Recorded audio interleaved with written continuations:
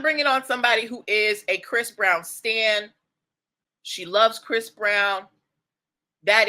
She has always said, if Chris Brown comes to her bed and breakfast, she's not telling nobody till he leaves. Chris Brown don't owe me nothing. What? Chris Brown don't owe me nothing. Okay. I feel like the government needs to back off the boy. He didn't know. No, okay, so all right, so I'm on here for those who are watching on StreamYard. I'm on with Nicole Butler, who is the proprietor of Canna Cape Cod DC, the East Coast's first all-inclusive resort. Yes, all-inclusive resort. Yes, so go check her.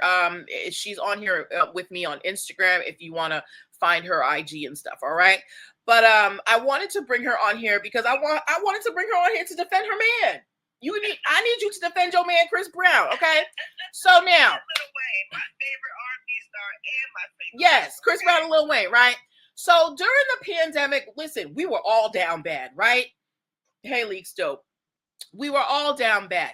Everybody was home. People were doing PPP loans. We was getting checks from the government, right? Stuff was messed up.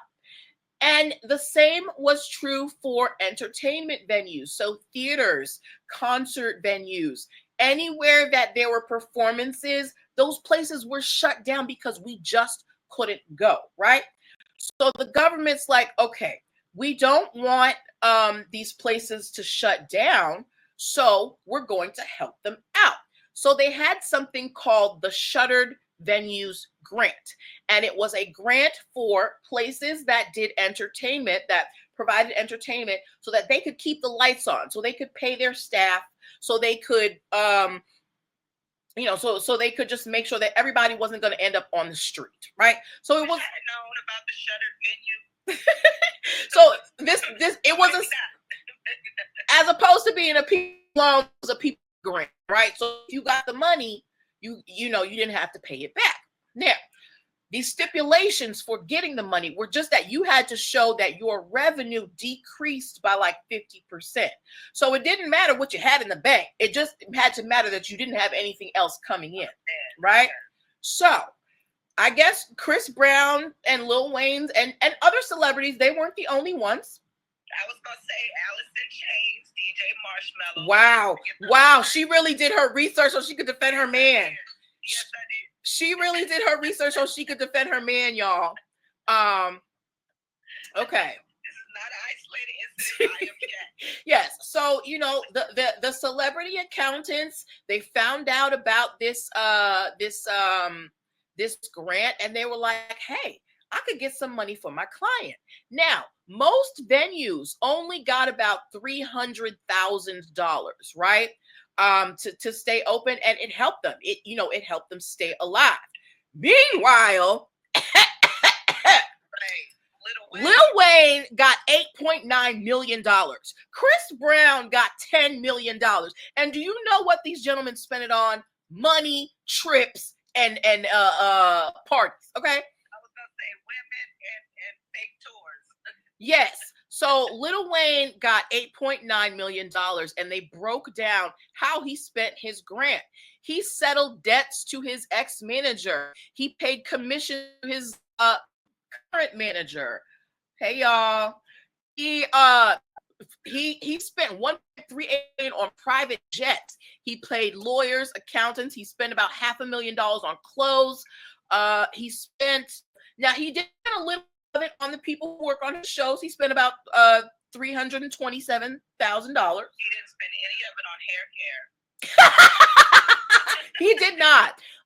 He also settled debt to a former accountant. He spent about $14,000 on women, and it just literally says women, y'all. And everything else was $1.3 million. Okay. Now this is all. These grants were funded by our tax dollars. I want my money back, Lil Wayne. I want my money back. Okay. Now let me tell you what Chris Brown spent his on. Oh,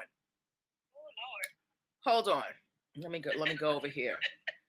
Nicole came ready to defend her man. I'm crying. I got no. Hold on. Okay. So Chris Brown got $10 million. Okay. He pocketed $5 million just straight off the bat. He said, "This is mine." Okay. He spent 1.3 million on insurance. He gave about 800,000 to his manager. He spent about $500,000 on accountants, another $500,000 on lawyers. He spent about 400,000 on crew payroll. Out of the $10 million, he spent 400,000 on what he was supposed to spend it on. He Out of 10 million. he used that money to fund a celebrity basketball tournament. He also used it to fund his birthday party at $80,000, and everything else was $1 million. Okay. So now keep in mind, this isn't illegal. It's not illegal. These were all grants that were available.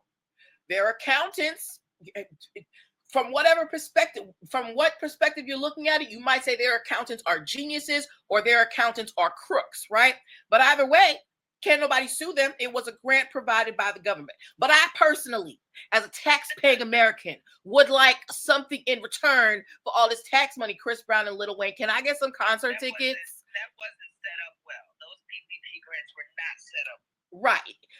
I would like some concert tickets or something, a signed autograph album. I want some compensation for this money. A couple free concerts, a free tour. Yes, I want my portion of this $10 million that you received, sir. Okay, but why am I bringing up this story? One, because really y'all agree, but two, also having a good accountant in your corner is essential as a business person. Your accountant is going to be able to find loopholes and get you $10 million when you don't need it. Okay. So it's really important to have a strong team behind your business, a good attorney, a good accountant, so that you can stay ahead of the game. And then when things like this come up, take advantage. Now, I still want my tickets, Lil Wayne and Chris Brown, but kudos to your accounting team, right? So why is this even news then? If it's not illegal, they don't owe it back. Who's calling them out on it? I think this was a post by Business Insider, and they're so let's go back to the article and check at the top and see what the point of the article. How rich musicians bills American taxpayers for luxury hotel shopping sprees and $1 million bonuses. This is kind of an extension of, when they were exposing everybody who took advantage of the PPP loans. I think this is them saying, look, we may not be able to prosecute them, but we want you to know that these people took your tax money. Right. Well, listen, now we know and we don't care. So I care. I would like some tickets, Chris Brown and Lil Wayne. Y'all can go after Lil Wayne, but Chris didn't know. And he got all the kids to support. It was. He spent $80,000 on his birthday party. Okay, no, ma'am. Chris Brown. I'm just saying, it's not right. Right. Listen, I want one of them photo sessions where he's like, all posing with the girls like a prom picture. I want one of them. That's what I want. Okay. All right. So, guys, what do you think about that? What do you think about this? These celebrities taking advantage of this grant. Now, it's totally legal. Nothing they did was illegal, but should the government or whoever, should the government have put a kind of a cap on, well, you need to have this kind of budget looking before you can apply for it, right? And you know what? The thing why I say they were mismanaged, the whole grants were mismanaged, was because with an artist, they were based on tour revenue. Artists don't tour every year. So if both of them could prove that they made that kind of money on tour in the previous year, they weren't due to tour again for another 3, 4, 5 years anyway.